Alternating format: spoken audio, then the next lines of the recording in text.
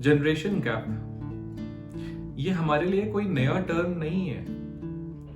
इसे हमने ही नहीं, हमारे से पहले की बहुत जनरेशन्स ने फील किया होगा।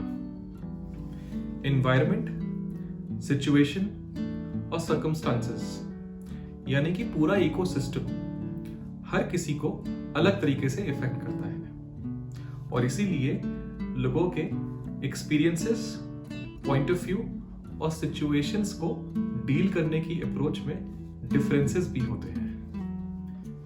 मेरा पॉइंट ऑफ व्यू है कि जनरेशन गैप एक अनरिक्वायर्ड टैगिंग है।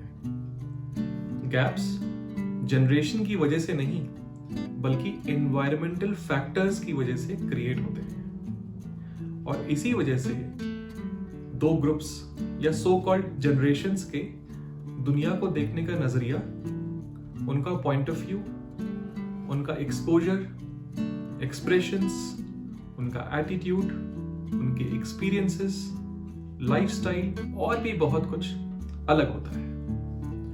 इस गैप को हम फोर्सफुली ब्रिज नहीं कर सकते और ना ही इसे हम इग्नोर कर सकते हैं क्योंकि दोनों ही केसेस में एक स्ट्रेस और टेंशन क्रिएट होगा और ये गैप सिर्फ और सिर्फ इंक्रीज होता चला जाएगा।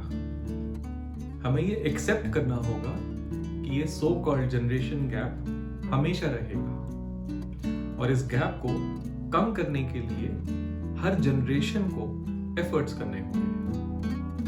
अगर हम अपनी जगह पे रिजिड हो जाएं, तो हम ये एक्सपेक्ट नहीं कर सकते कि दुनिया हमारे लिए रुकेगी। जब टाइम, प्रकृति और इस यूनिवर्स में कुछ भी स्टैटिक नहीं है, तो इंसान की सोच और समझ कैसे स्टैटिक हो सकती है?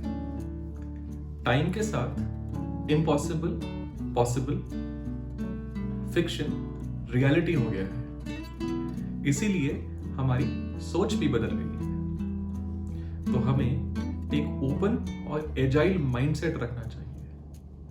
हर जनरेशन की बात सुननी और समझनी चाहिए। जनरेशन्स के डिफरेंसेस को ब्रिज करने के लिए कम्युनिकेशन, सेल्फ इंट्रोस्पेक्शन और रिफ्लेक्शन हमारे बेस्ट टूल्स हैं। इससे जनरेशन्स के बीच में बॉन्डिंग और अंडरस्टैंडिंग इंप्रूव हो जाएगी। तो ये जनरेशन गैप नहीं, जनरेशन का इवोल्यूशन है और ये हमारी लाइफ का एक वाइटल पार्ट है जिसके साथ हमें चलना ही होगा।